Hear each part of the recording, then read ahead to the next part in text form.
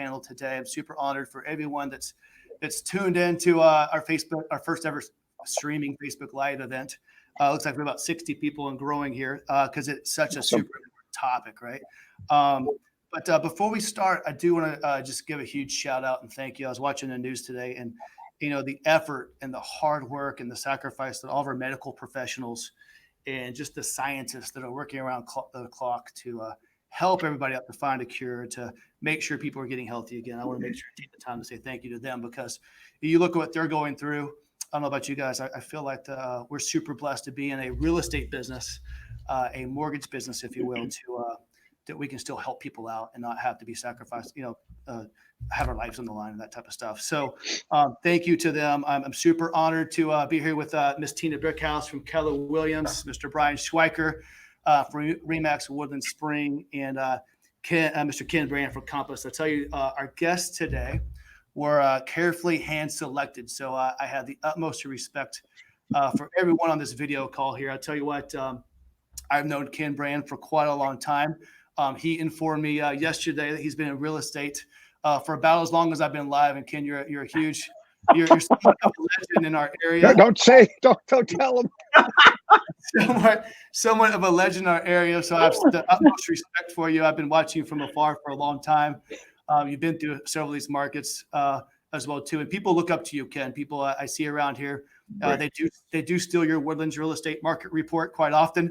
That you do such a good job. Brian's raising his hand, so appreciate you being on. And Brian, of course, I've known you for a shorter amount of time, but our relationship goes really deep. Ken Brand is a sales manager for Compass Real Estate here in the Woodlands. Brian Schweiker is producing. He's the one that called us actively producing and running an office. And me and him do a lot of coaching together. I have a lot of respect for you, Brian. And Miss Tina Brickhouse, you're the team leader for Keller Williams, and you're a woman of the people. You've been there before. You actually started out in a down market and done real estate, and now manage a lot of people and lead a lot of people. So, guys, first of all, thank you so much for being on the show today. Thank you. Thank you. Appreciate it. So let's kick this thing off real fast. I want to kind of go around and just jump into it real fast, right? So this is obviously kind of a game changer for our industry, and I'd like to hear from you guys.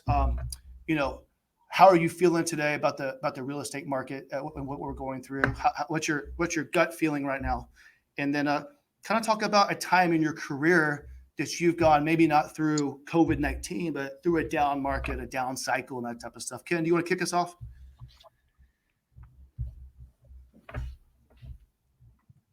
Yeah, I will say this, that while this is very unique and unusual, we've never experienced anything quite like this. But if you've been in Houston a while, you have endured, and we have endured multiple natural disasters with Hurricane I, Katrina, big floods, things like that. We've all endured personal challenges in our lives with family members, the loss of loved ones, and so on. And this is another example of a situation that's coming, that has come up unexpectedly, but we've done it before. So the key, and that's what we're going to be sharing here today, is really to be able to focus in on how to handle the situation ourselves, how to help other people. And the good thing is that we know that every second that goes by is a second we're getting closer to the Corona cloud break. And so we want to position ourselves for that. So we'll navigate our way through it, and we're going to share some great ideas here to help ourselves and help our friends and loved ones do the same thing. Cool. Perfect. So as you're tuning in, I want to make sure. What do you think, Tina? Hold on real fast. I want to make sure you guys comment. I forgot to say this, Ken. Sorry, this is my first time. Okay. I want to make sure if you're tuning in, do write down your questions in the comments. We will be raffling off $100 gift cards from Tris, which is the #1 restaurant, in my opinion, in all of Houston. And they're doing carry out right now. So you do make a comment down below. We'll pick someone randomly from that, and it's a $100 gift card. So Ken, back to you. Tina. Well, I actually started my real estate career in a down market. So I know what it's like to work really, really hard and feel like you're not seeing any kind of movement. I know what it's like to want to give up and quit, but I also know what it's like to put your head down and just grind it out, because if you do that, what you will find is you will find success on the other side of it. And so that's what we're trying to relay to agents today, is just, keep moving. Don't let paralysis stop you in your tracks and prevent you from reaching your goals. So let's just keep moving. Let's keep going. Cool. I think that's really cool. You Yeah. actually started out in a market like this. Super cool. Brian, what about you? Wow, I've been around a long time, and I've been in some really, really good markets, and I've been in some markets that were not so good. And I agree with Tina. You just have to be a grinder right now. You have to get back to the basics. You cannot get away from that. So the things that have made you successful or to where you are right now, you need to keep doing those things. You need to track those things and keep doing them. A lot of us have been doing this for a while.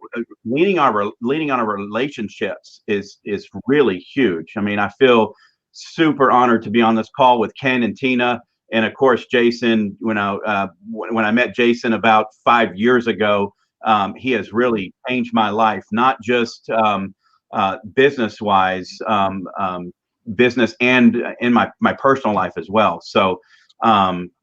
Just being able to be together like this is awesome, Jason. Thanks so much for putting it together.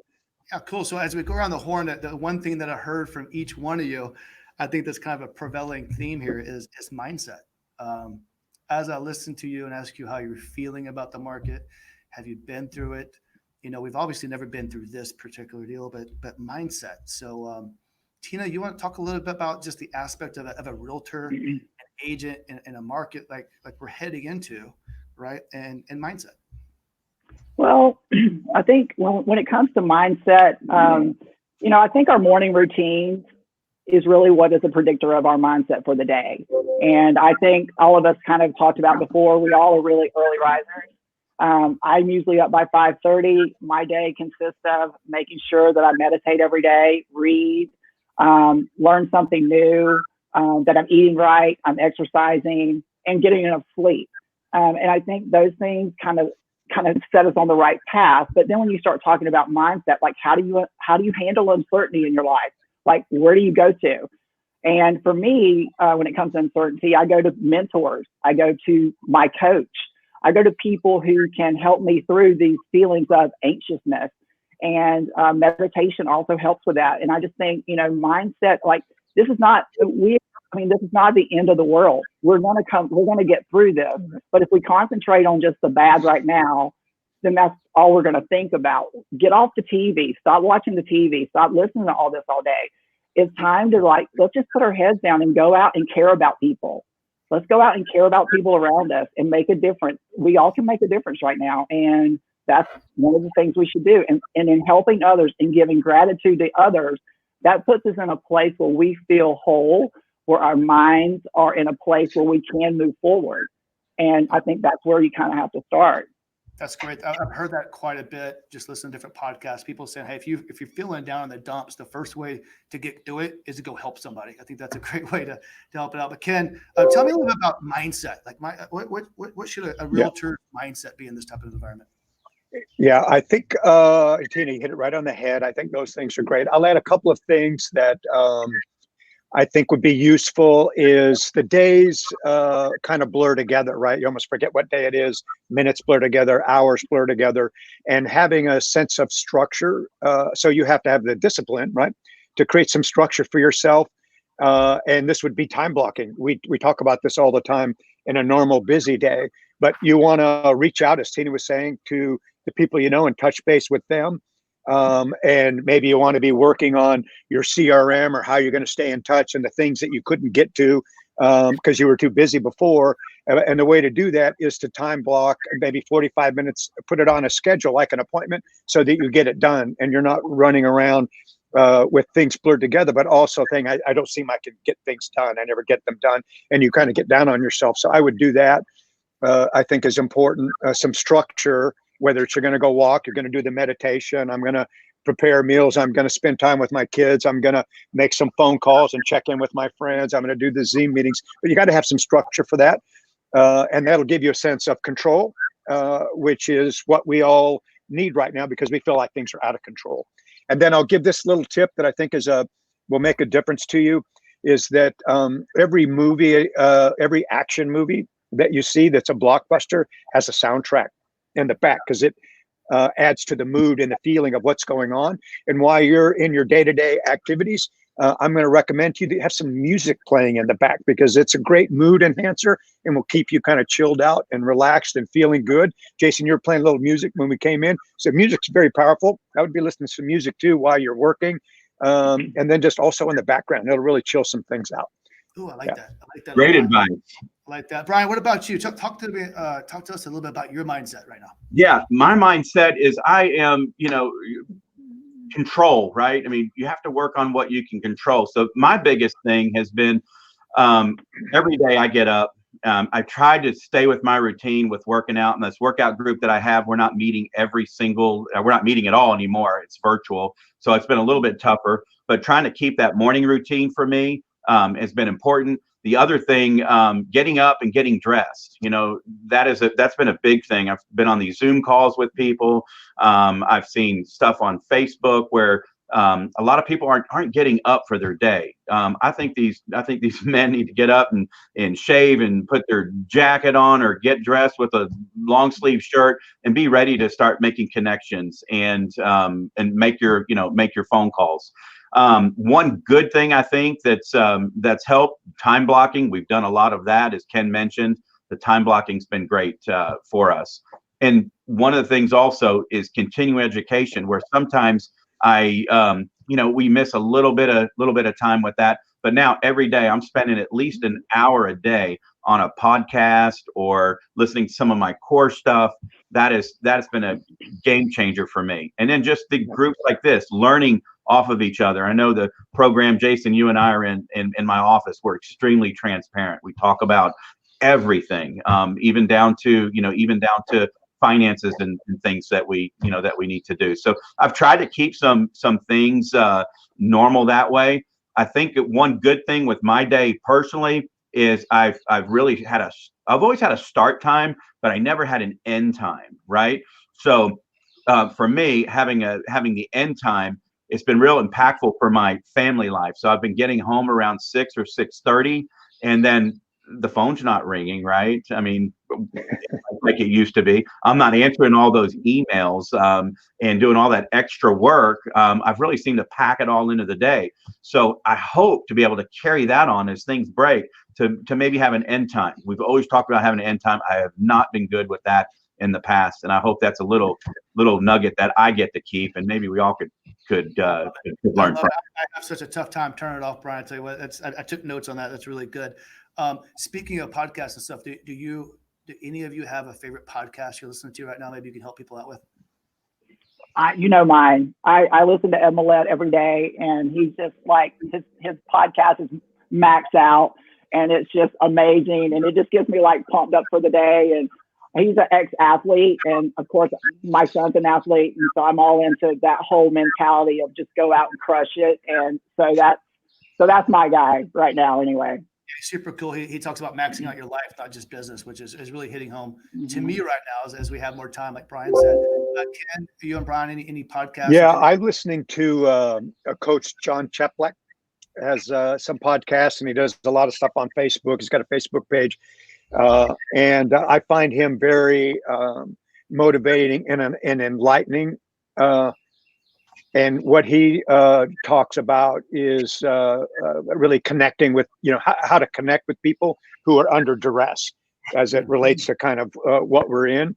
So it's motivational, but also it's nurturing, and then it helps me keep focused on, what's really important, right, is where everybody's at and kind of what's going on with them, and how, in our roles as leaders, as agents out there, you're leaders with the people that and in your families, is being aware of what's going on in their lives, and then how we can nurture them, support them through this time. And so stuff's really cool for that. Yeah, John Cheplek, Cheplak. Cool. I'm gonna add that one. As soon as we get off this. I have a couple comments here that people say, "Oh, I love Ed Millett." Everyone likes Ed. So Brian, where do you fill your head with? I tell you right now, I've been getting back to the core stuff. There's a lot of things that our core coaching group that I don't take advantage of, that I've found over the last month or so, that I've been doing more of the listening, more of the extra coaching calls that I have, and then all of the different podcasts that they put out on different subjects, whatever it may be. And that's been real good. Oh, very cool. Brian, you actually alluded to the next subject that we came up with that we're going to talk about. was the financial aspect for agents. We talked a lot about this. As Yeah. I walked down the hall today, there's an eye doctor next to me. I don't think it's really hit a lot of people. The eye doctor, and they're closed down. He's walking out. I'm like, hey man, how you doing? He's like, oh, we're doing okay. But we did have to shut down. He's like, overnight we had to furlough lay off 400 people overnight because it's an elective surgery. So I think a lot of agents right now have had the question of, hey, what's going to happen? Are we going to be able to close deals? So I think there's a serious financial aspect that we probably need to get a good mindset around as well too, right? Right. So I'd love to hear, maybe Brian, start off with you and we'll go around the horn. Sure. The financial aspect for agents from you guys. Yeah, I mean, for us, we survival number. What is our survival number? What do we need to do in two aspects of our life, right? We have our business and we have our personal. So I've taken my business and where, maybe my goals were, selling somewhere between 8 and 12 homes a month. What is that number? What does that number look like for us? So if you know your numbers, and just, I'll tell you, my average commission on my sales are right around $12,000. Okay. So how many deals do I need to do to keep my business going? Okay. For some of you, that might be 1 or 2 deals a month, or it might be 3 or 4 deals a month. But how many does that look like? And start working your business around what you need to keep your business going.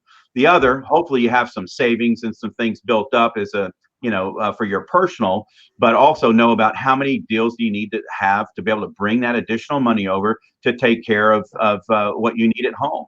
So I tell my agents here, and I tell people, and I'm getting coached this way, is bring it down to what we need to do, to survive on those two areas. Nice and simple. Ken, what are your thoughts on that? Yeah, those are great thoughts. I would say, when we're going through this kind of situation, there's the 5 stages, right, of grief. We're kind of in that thing now. One of them is denial, is that you have to realize really what is going on and you have to address it. You have to cover the things that Brian's talking about in your own financial things. We were talking earlier about the market. Sales will be down about 45% this month in terms of listings under contract. That's the effect in May, June. So you have to realize it and address it, and don't say, well, we'll open up a little bit, things should be okay. Maybe you have to realize what's going on. And then what I would say is what we've done is look at all of our expenses, right? And what we found is we had subscriptions that we don't really use, we don't really need. We were spending money that are recurring things, right? That we could get rid of or that we could change to make ourselves a little bit leaner financially. And so this is a great time just to evaluate, look at all your credit card statements, look at all of your bank statements, things where there's normal withdrawals, to see what's on there that you might be able to adjust. And then I would say, keep in mind that we're all going to be going back to work here. Probably won't, it may not explode out of the gate, but it's going to start picking up. And people will start acting again. So if you weren't doing it in the first couple of weeks, this is the time to really focus on positioning yourself for the increase in opportunity, which means staying close to the people that are in your sphere, making your contacts and your touches, following up with the prospects and the suspects that have been maybe have put things on the back burner while this is going on, and start getting close to them, not selling. This isn't a time to sell. It's a time to connect and position yourself, and the selling will happen automatically. But that would be my recommendation, is evaluate everything, realize that it's happening, and then really double down on your efforts to position for the relaunch here in a couple of weeks. I love it. As a loan officer, I think realtors fall in the same boat. We can subscription ourselves to death, so to speak, right? You look at your credit card statement, you're like, oh, this is all, Brian's average commission is quite a bit. So, hey, $100 a month for a subscription, they all start adding up. I think that's I mean, you'll find stuff you go like, I don't even know what that is, right? And, yes. Cancel it. Right. Exactly. Tina, what are your thoughts around the financial aspect of? No, I completely agree with what they're saying. We have to remargin our businesses. We need to look at every expense. We have to hold everyone accountable to return on investment. And if they're not working, then you get rid of them, just like they say. I mean, we've had our agents, we've been talking about this since the beginning, like scrub your credit card bills. And we had, agents saying, I saved $1,200, just from getting rid of iTunes and all these things that you don't even need, you didn't even really realize you had. So, right now there's, and I think agents just need to understand. I mean, we just have to do the basics. Like, we need to be hitting our database and just making care calls and loving on people. And that is what is going to eventually, that mind share will eventually become market share. And, all expenses play a part in that. But there are no shiny objects out there right now that is going to get you more sales in the next 30 days. The only thing that's going to get you more market share in the future is what you're doing right now, which is calling your database, touching them, showing them you care. I mean, you can be the best salesperson in all of the Woodlands right now. But you know what? Right now, the best real estate agent in the Woodlands is going to be the one that cares the most. That's it, bottom line. 100%. 100%. I'm playing this game in my mind that I don't want to come out of this. I think we talked about this yesterday. I don't want to come out of this environment and go back to work and then run into one of my VIPs, one of my past clients. I should have picked up the freaking phone and said, dude, how are you doing? Right. I don't want to be that guy. And, at some point we are going to go back to work. So we all talked about on the call, anyone listening in today, one tactic we talked about was just picking out 5 people that that you haven't reached out to, some of your VIP past clients, somebody in your sphere. And a lot of people said, well, I've already called my top 9 or 10. Well, even the second tier, right? Pick up the phone and call them. You don't want to run into them at a little league baseball game or soccer game or at HEB after all this and be like, dude, I should have checked on you, because that's showing that you really care, right? So yeah, well, Jason, even the people we don't know. I mean, how many people do we have in our databases? We don't even know where they came from, who they are. Like, I have no idea. I mean, but still, call them anyway and just say, hey, I don't know where I met you, but I still wonder, how are you doing? How are things going? I mean, we're all in this together. I'm sure you're feeling the way I am, but I just want to call and check on you. I mean, I don't really remember where we met, but I met you somewhere. Yeah, I've got you here in my phone book. Perfect. That's as simple as that. Cool. So Brian, tell me a little bit about some of your tactics you're doing, going back to the fundamentals. Our next topic was going through adversity. I think anytime we're going through an adverse market, working hard and fundamentals, you got to get back to it, right? Right. Even from Well, a couple of things, Tina hit on it with these phone calls. I mean, I'm trying to do 100 talk tos a week. Okay. 100 talk tos a week. So what I went back to was, and normally in a normal course of the day, you would talk to 10 people, right? Or maybe a little bit, maybe a little bit more, but talk to 20 to 25 people. That's not dials, actual conversations with people. And we went back and we just went back to the first year. Everyone that we bought or sold a house with us in 2019, they got a phone call from us. And then we did 18, okay? And then we did 17, and we just kept going back. Now I have data that goes back a long ways, and it was easy to pull up because we've had it all together. But I'll tell you what, these people are so happy to hear from you.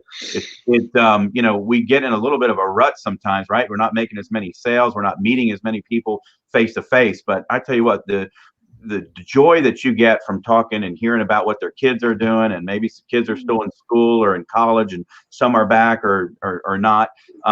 Those contacts have in relationships have just, it's given me so much joy talking to them. So phone calls for me, really, really high. And I'm hitting those numbers, 80 to 100 talk tos a week. And then also personal notes, where normally our program is we send 10 personal notes a week. We've doubled that to 20, 25. So a lot of the people that I talk with, they send a small little note and send it to them.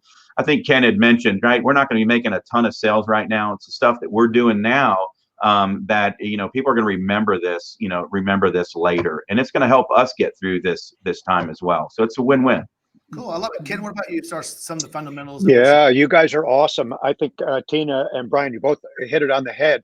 It's like 5 a day is not going to cut it, right? You're only going to talk to a few people. Yeah. You got to talk to everybody that you have. So, and you time block for this. This is the thing. You have a good idea. Yeah, I'm going to do that. I'm going to do that. You don't do it. You feel bad about it. You've got to time block and then make these calls, 40-minute time blocks, and then maybe one in the afternoon. And in times of isolation and separation and disconnection, right? What I'm finding, and I'm sure you're finding the same thing, is when you talk to people, normally it'd just be a 2 or 3 minute phone call, but you end up talking to someone for 30 minutes. And you never get the opportunity to normally do that. So not only is it good for them, right? It makes them feel good. That's, they're isolated and all that, but you feel good, right? So it also empowers you. So this is definitely the time to double down on those conversations. And it doesn't have to be anything complicated. Just thinking about you. I hope you guys are well. Is that I can do for you? Can't wait to finish. That's good. And then I'm going to give you another idea that I would recommend in tandem with this. And I've been doing this, and I know some team members have been doing this, and it works great. So I'm in a time block to make the calls. Maybe if I have 100 people or 200 or 300 people, I start at the top and I start calling down, right? Call your most important people first.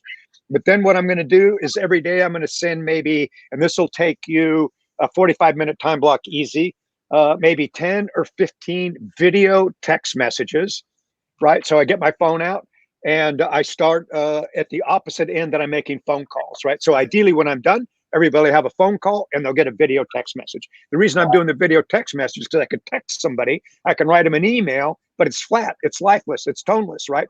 What I want to do is get my phone out and just top in, hey, Brian and Tina, how are you guys doing? I'm thinking about you. I hope you're well.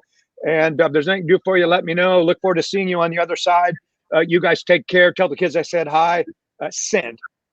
Record, send, record, send, record, send, record, send. Just like that. And again, the connection, they see your tone, they see your body language, they see your sincerity, they know what you're about, you're reaching out, they can get a little smile on their face, you made their day, and it's fast and easy and simple and positive, along with the phone calls. Got to do both. Super powerful. Start today. Time block, do it. I love what you said, Ken, that you do the video and you do it and you call them by name. Like, yes. I think what we got into is a big rut, honestly, is doing send out cards or doing stuff like that's mass, right? As opposed to Brian's talking about a handwritten phone call. Tina's talking about picking up the phone. Ken, you're not just sending a video out. It's a personalized video that says, hey, Brian and Tina. It's direct, right to them, right to their phone. They pick it up. There you are. 30 seconds, right? And I just think people in this day and time, they just want transparency and they want authenticity. They want to know that when I talk to Jason, that I'm really talking to Jason. I'm not talking to some figurehead or some pretend Jason. I'm talking to the real guy. And I think everyone longs for that. And I think for a long time, we kind of got away from that. And so I love that, and I think I told you guys this morning, I love being on Zoom calls because you can't really hide on a Zoom call, right? You can't, you don't really get to hide. Right. So, and I love that about this kind of platform is because we don't get to hide behind that. I mean, we are who we are on it, and you kind of get to figure out who's where in their lives by seeing how they show up. Well, you kind of hit the nail on the head there as far as what I want to talk about next, which is working hard, right? On a Zoom call, you can figure out real fast who just woke up. Like if you have a Zoom call at 9:30 and their hair's all white, like, oh, they just roll out of bed. Tell me about a time that you went through some adversity, and maybe not now, but maybe it was in 2010, maybe it was during 9/11, maybe it was during a down market. I think agents and some people discredit even pro athletes how hard you have to work in this environment, right? Like it's not, and some people haven't even been through this environment yet. They've only been a realtor maybe 6 or 7 years. So it's quite frankly the last 6 or 7 years, Ken, it's been pretty good. Right, it's been pretty good the last 6 or 7 years. Been pretty good for 30 years there in the woodlands, man. Yeah, even when it's been crappy, it's been good. You could roll out of your bed, in the last 5 years, and a deal will fall on your lap. So to talk a little bit about, I heard this saying. It was an entrepreneur thing on entrepreneurship, and they said, you know what? When I went for it, right, which I think in this market you have to go for it. They consider it life or death. Like I'm either going to make it or I'm not, but I'm going all in. I'm going to work off. If I'm going to bet on somebody, I'm going to bet on myself. Right. So, but you guys talk about the boat, baby, burn the boat. It's called burn the boats and the bridges. You guys have kind of talked about it with all the thank you cards, but talk about the mentality of having hard work in this environment. Yeah. But are you? Go ahead, Ken. Go ahead. No, I didn't know. I didn't quite hear it. Go ahead, but then I'll chime in later. Yeah, I was going to say, I remember back in 2008 when things, really slowed down. I'll put a little shout out to, I don't know if he's on the call or not, Ivan Arjona. He's done a great has a great business, and he and I, he started his career with me. Okay. And in 2008, there wasn't anything going on. It was super, it was super slow. And I remember we had a couple of listings over in East Shore, and I said, look, we're not going to be in the office. Okay. A little different right now, right? We have to be in the office or be at home. But we went out and we did a open house at one home, and we did it 7 days a week. So this was before we had, we had a little hot spot. We had a card table. We put a little black tablecloth over the top of it. Had 4 chairs.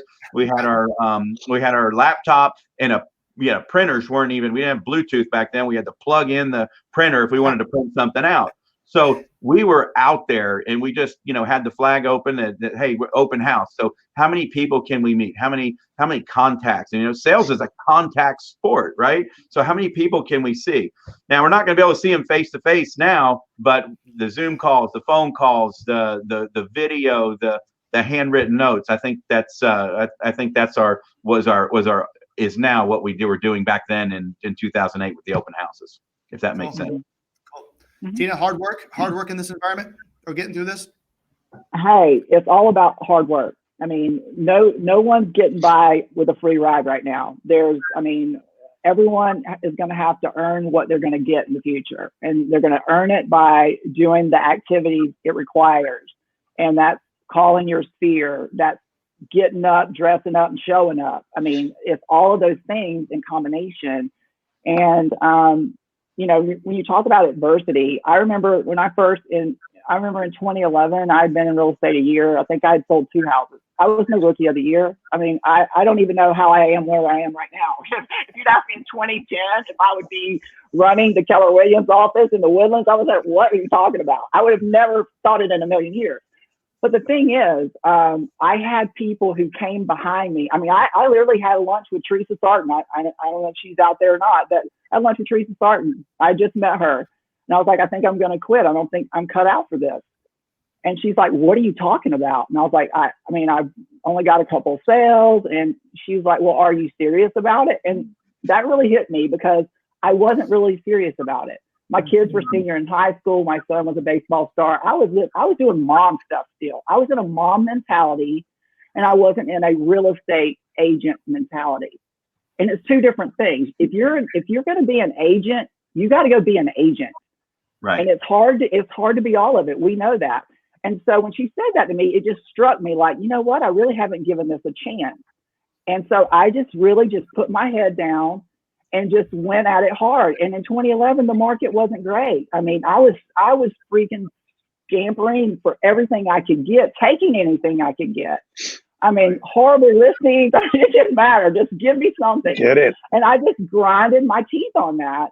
And, 4 years later, I was selling 50 houses in 1 year, and then went into a leadership role, which I wound up loving because I love agents. I love helping them. I love helping them through times just like this. And so it just made a difference in my life. And I just feel like, gosh, if I had quit all those years ago, where would I be right now? I definitely wouldn't be here with all you good looking guys. I can say that. But, you know what I mean? Don't flirt with Brian like that. No. I've never been called that before. Can I get that one? But what I'm saying is, I mean, we just have to find people.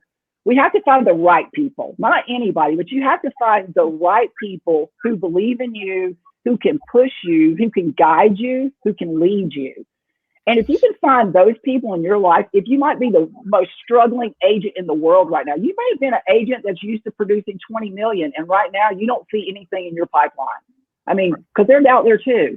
And so who are those people for you? Who is that person that you can lean on and count on to pull you through this? And that's where it is. I like that. I like that. Ken, very good. So what I kind of gather from all of you is you're all pretty self-confident. All right. You're hard workers, you're self-confident. And Tina, I think you hit the nail on the head. You got to surround yourself. You are the sum of the 5 people you spend the most time with, right? But Ken, will you just touch a little bit about believing in yourself, right? Just believing, because I think I could surround myself with a lot of people, right? But if I don't believe in myself in this, I had an old mentor tell me one time, when we started the branch, I was like, man, I don't know if I want to do it. Should I go for it? Should I not?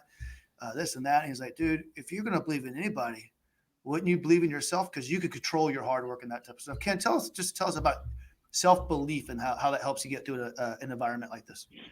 Well, pretty much you just have to be like super smart and awesome. I will say this, man. I will say this. Listening to you guys, I'm getting all fired up, right? I'm like, oh my God, I got to get going here, right? It's pretty good. I will say that I struggle, and we probably all do. We've all heard of the imposter syndrome, right? You're successful, you're out there, but I have self-doubts every day. Right.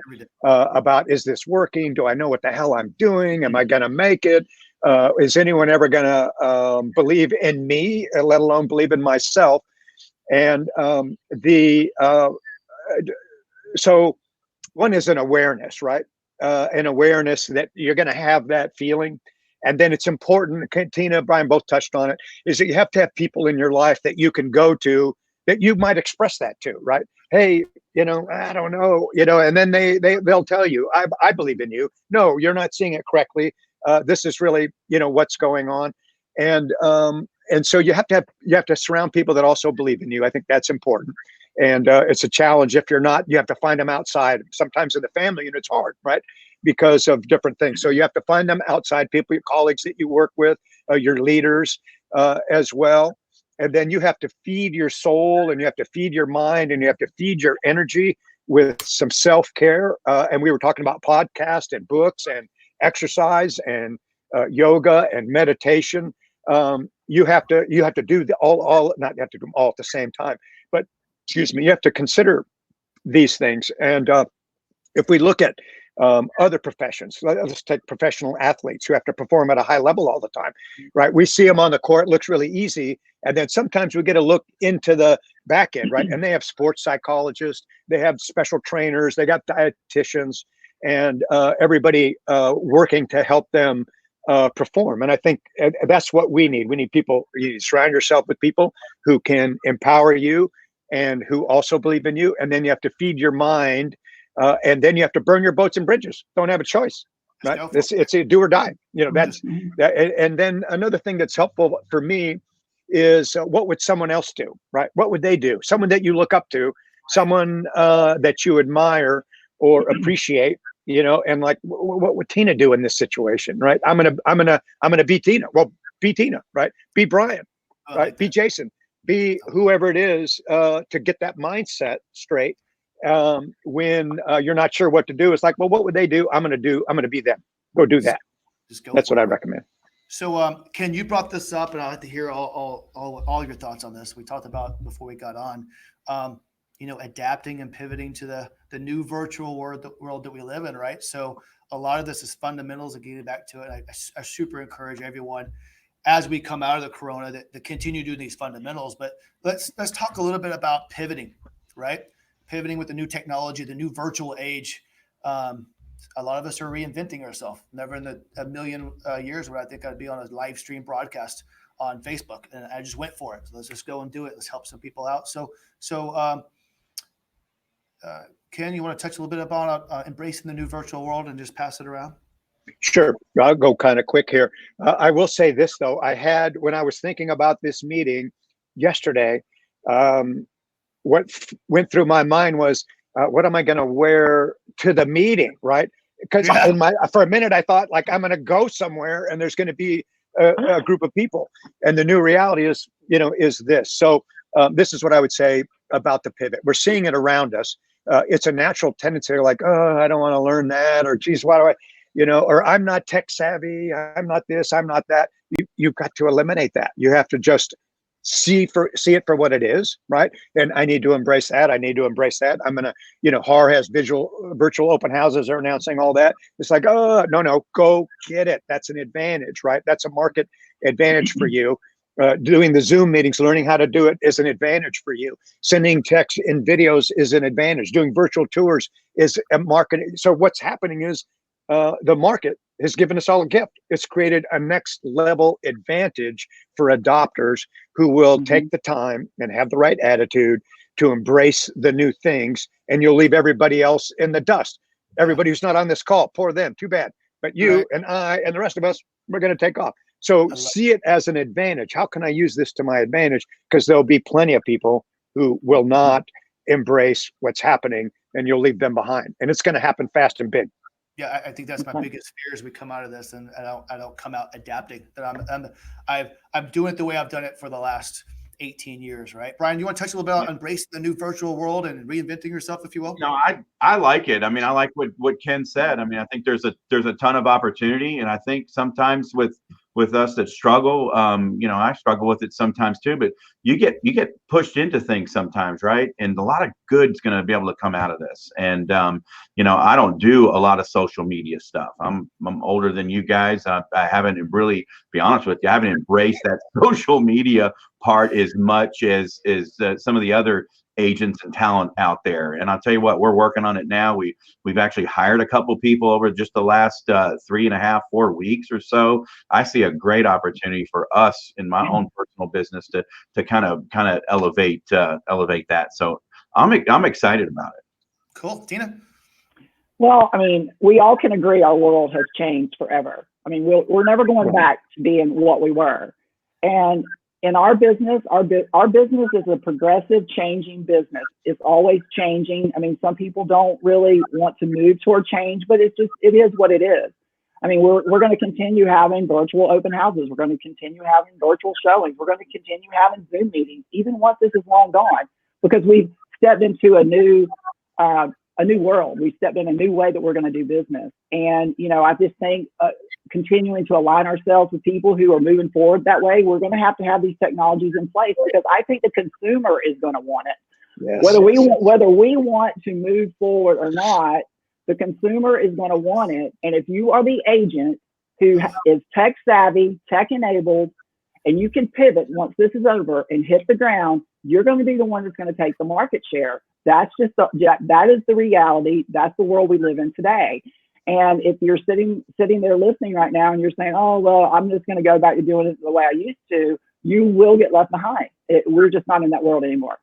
I love that. I love that. Thinking about what does the client want, or what's the client going to want going forward. And you're 100% right. You're 100% Yeah, one of the things, Go ahead, excuse me.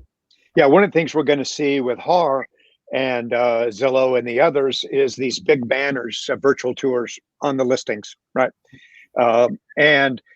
So shortly, if you don't have a virtual tour, that's not some part of your marketing package and so on, everybody that goes online and looks at any property is going to see gigantic banners. And if you're not part of that, your sellers aren't going to choose you, or the sellers are going to leave you. And so that's like a new natural. And to kind of tie all that in for me is, so this is a destiny accelerator, right? This event is a destiny accelerator that if you are going to be successful and you're that person, this is going to position you to really take off, right? If you were someone kind of lagging and not doing, kind of resisting, right, and dragging your feet, it's going to accelerate your destiny as well, which will be to the downward side, right? So this is going to speed everything up for everybody. It just depends on what side of the coin you're on. Yeah, 100%. Brian? Be good. Yeah, I think so too. I mean, I'm in agreement. You guys are hitting on all the right stuff. I want to be on the right side of the coin. So. Yeah, my biggest thing, like I said, I'm be left behind with all that stuff. So, and the exciting part of it is when you think about this, a lot of great companies have started during down markets, right? The next big mega agent is starting right now. That might be the youngster that's already doing this type of stuff. Well, you know what they say, Jason? They say all boats float with the rising tide. There you go. Right. There you go. I remember coming out here to the Woodlands in 2008, and it was just like, everyone was like, "You're crazy. Like the market's down." And there's always, like Ken's saying, there's always so much opportunity to set yourself apart by doing all these tactics, right? So I just want you to touch maybe really briefly, and then I'll go into some questions real fast for the next 5-10 minutes, because we have some good questions on the comments here. But just tell me real fast, you guys have touched on it, but tell me how coaching or mentorship has helped you in your career, whether you're coaching and mentoring or you're getting coached and mentored. I've been coached and mentored for the past 12 years, and it completely changed my life and my trajectory. Ken, you want to start off? Yeah, I would say for me, most of my coaching for myself has been through reading, right? Reading books, audio books and things like that about what to do. I haven't really participated in that. I've had some coaching with John Cheplak, who I mentioned, or their CHEPLAK recently, which is very powerful. And I will probably pursue personal coaching as a result of my experience there. But I will go on to say, as a coach in our positions, is that the value of having someone that you can call on who can be honest with you, but and help you be accountable to yourself, is brilliant. And we know this is a universal law. If you get good coaching, you will succeed at a higher level, period, in a conversation. It's been that way for centuries. Even like Michael Jordan, the top of the top athletes, even Kobe, all those guys had coaches. Tina, you said something yesterday that made me laugh. And you talked about your BS meter for a mentor or coaching and stuff like that. We talked a little bit about that. My BS meter? Yeah. Having someone put you in check a little bit. Say, hey, I'm calling you in your BS. Well, yeah. Right. I mean, I've been fortunate enough to work with a company that we have a coaching program, and I started out in that. I've been a coach myself. I still coach agents every day. That's part of our roles as leaders. And one of the things is you can tell when you are holding people accountable, whether they're BSing you or not. You already know. And so a coach helps you work on your business instead of in your business, because we're always working on our business. We're getting more leads. We're doing this. We're doing this. But are we really running a business? And so your coach puts you in line with actually being the CEO of your business, like running your business like a business. And so you got to have accountability checks in that. And we all know agents who have coaches make more money, period. They generally make more money. And I would just say right now, if you don't have a coach and you don't have that accountability and you don't have structure and you don't know how to time block and you don't know how to remargin your business, then maybe it's time to get a coach or a mentor, because it's vitally important right now to have those things in place. Well, what I hear from all of you is be a lifetime learner. That's what Ken's talking about. Mm-hmm. Pick up the book, listen to the podcast, always be always work on your craft, if you will. Brian, mentorship and coaching with you, how's it helped you out? Gosh, it's changed my life. I mean, with me, I would go back and I look, there's a difference between making a lot of money in real estate and having a real estate business. Okay. Mm-hmm. A lot of people on this call, they make a lot of money, a lot more money than they probably should make. Right. And I'm not kidding you. I mean, you look at these, these top producers or people, this industry, there's tons and tons of opportunity. And you know what? I've been really blessed with it over the years. And I tell you, when I first started coaching, I was embarrassed of how much opportunity I had and maybe what little I've done with it. And I've just been in coaching for the last 5 or 6 years.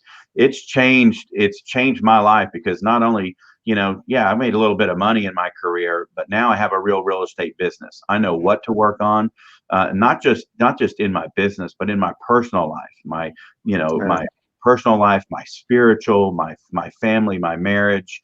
Go seek wise counsel, right? So, and I think that's what it is. Whether it's people like you guys or this forum, what can we learn from everybody? And Jason, I'll give another shout out to him. He's the guy that came in as a lender for me. And I already had a lender. I've been doing this for a long time. I already had a lender. But when Jason came in, he added a lot of value to my business, because he helped me be a better businessman, right? He introduced me to people that could help me more in my business and in my personal life. And so I would say to anybody, whatever coaching program it is, go find that. You'll have a better business, you have a better life, and you'll have better people surrounding you. Cool, great. Couldn't agree more. Awesome. Yeah. So make sure I'm taking notes as I go. This is such good stuff. Okay. So I'm going to open up for some questions here. Okay. So these are some questions that have come in. We've had a great turnout, over 100 people tuning in throughout pretty much the whole hour here. Nice. But I have a question here. It was a really good one. What would you tell a buyer right now who may be hesitant to buy? I hear this a lot from agents right now. Hey, my clients are saying, hey, should we even be looking in the market right now? Should we wait? What's going on? When's the best time to buy and sell? Brian, I'd love to answer that one. The best time to sell a house is when you're ready to sell a house, right? And in this market, I think you just at any time get people all the time that come and say, well, when is the best time? If you're ready to move, now is the best time to sell your house. And these buyers right now, if for the right situation for people, if you have a good, steady job, this could be one of the best times. We have sellers that need to sell their house. Jason, you've touched on, mortgage stuff. The rates are historically low. It could be a great time to purchase. So the answer is when you're ready to sell and when you're ready to buy. Well, isn't that answer even true when the market's really good? If you're not really ready to sell and you price your house out of the market, is it really the right time to sell at that point even? I mean, I don't know. What do you think, Tina? Right. No, it's not. I mean, you have to be motivated. And, it's not, I don't think in this day and age or at this time during this pandemic that you can just be out there just daisically looking or wanting to sell. I mean, this is serious times. No one wants you coming in their home if you're not really serious about buying it right now, or, and vice versa. So I just think, everything has to be, you have to pre-qualify and like Brian said, if you're not ready, you're not ready. It's just, I think what he said was excellent. I don't really have much to add. I think I'd say the same thing. Cool. Yeah. Here's another question. Go ahead, Brian. I was just going to say, I don't know if you guys have seen it, but the people that are wanting to put their house on the market right now and they really want to sell their home, they're going through with it. They're doing it. We have listings coming on, and I'll say this, the last 3 or 4 buyers that we've worked with, in the last, month or so, they've all made offers. So there's the people that are out there and want to meet you at a house and go look at it. They've been serious. So be ready, make those calls and listen for the opportunity. Cool. I like it. So here's another question from the audience. What books do you recommend? Is there any books that you're currently reading that you recommend reading? Maybe your favorite. I'll do that. I'll tell you which one I'm reading right here. If you haven't read this, read it. We actually have a Facebook group, and it's 60,000 people in it, and we're all going through shift. And this is a book that basically talks about how you run a business through a shifting market. Cool. I mean, everyone should be reading this. It's just, it will just give you tactics. It'll help you with mindset. And then, like I said, the Facebook group is awesome. Every morning there's a 30-minute segment out of the book. And if you want to get educated on how to get your business going and be ready to pivot once this thing is over and hit it hard, that's one of the best ones I'm reading right now. Right, great question. Any other books, Brian, that you guys recommend real fast? Yeah, I'll recommend 2. We had a book club where we kind of went over this book, but it's very powerful. It is something that will benefit every aspect of your life, not only personally, but professionally, in relationships and friendships and so on. And that is the book, Negotiate as If Your Life Depended on It. And so it's an awesome book on just how to work with people. And then I'm reading a book now, and this has to do with what I struggle with is how do I create new habits? How do I do the things that I know I should do that I don't do? And it's called Atomic Habits, How to Create Atomic Habits. And so it goes into how the mind works and why we procrastinate on things, and then how we can basically life hack things to help us create momentum, which creates new habits to do the things that we know that we need to do, but we don't get them done. So those are 2 that I would recommend. I love it. I love it. Brian? Nice. Yeah. One of the books that read Lead for God's Sake. Okay. Really good book. I think that's a good read. And then something, in this time, maybe you don't want to get into a bigger book, but learning about a business, Raving Fans, right? And that's a good one. Classic. Customer service, the classic. And some of these books we keep reading over and, over. I think in our coaching, we just got done reading again, the 5 love languages. We talk about relationships. That's fabulous. Yes. How many times have we read that book? Every time I read it, I get something out of it. It'll help you with your agents, with your clients, in your marriage, your kids. So, cool. Those are three real good. I love it. One that I like. Go ahead, Tina. I was going to say, I've got one more that I love giving agents, and it's called Exactly What to Say to Close the Deal. And it's just full of different scripts and what you can say to clients. And I use these on my kids. So, they like actually work. And it's almost I like want to try language. some of my 3-year-old. I don't know. It's almost like a language of sales, but you see, I just have it all I just think it's just a great guide. It's kind of like a guide. Like, cool. You've got this situation and you don't really know what to say. It just gives you 7 things. Just start right here. Bam, bam, bam. So it's really cool. I got one book I'll throw out there called The Go Giver. The Go Yeah. Giver, I think 7 levels to stratospheric success. It's actually our customer service manual here at Cherry Creek. That's a great one. Everyone reads it. That's a good one. I'll share a comment about what Brian said about rereading a book. As my experience has been, and I think it's all of ours, is that when I read something today, I'm reading it from my today perspective, right? And when I read it 3 years ago, I was reading it from that perspective. So these classics, when we go and revisit them, we get all new information and perspective because we're different people. Right. And they're classics for a reason because they're universal laws in those books. Oh, 100%. Yeah, absolutely. So very cool. So we have some other questions coming in. So what I'll do is let's wrap this up. I want to make sure everyone gets out of the top of the hour, respect everyone's time. So if you have a question that hasn't been answered, I encourage you guys that are on this video call to reach out to either Ken, Brian, or Tina. Ken, where does the audience find you? If they have follow-up questions, where do they find you, Ken? Yeah, ken.brand@compass.com. You can always Google me and there'll be stuff there where you can figure out where I am. Love to chat with anybody that's interested in chatting. Cool. Perfect. Brian. Yeah, Brian at brianschweiker.com. Would love to do the same. Any questions, comments, or anything I could help with, I'd love to hear from you. Cool. Perfect. Miss Tina Brickhouse, where do they find you at these days? Well, you can find me on Instagram. I'm at She's a Brick with a Z. I'm also at tbrickhouse@kw.com. And you can always find me on Facebook. So I'm in all those things. Brian, I can teach you some lessons if you want to do a little social media class on the side. Let me know. I love it. I like it. I like it. Very cool. So where you can find me. So again, Cherry Creek Mortgage. A shout out to all of our loan officers here. We don't have many, but we have, I feel, the best loan officers in the area. And you can find us at cherrycreekwoodlands.com. As our website, and a big shout out to all the LOs that invited guests today and all that type of stuff. It's some really good people. So I'll leave you with this. I'm super honored to do this with you guys. I tell you what, I took so many notes.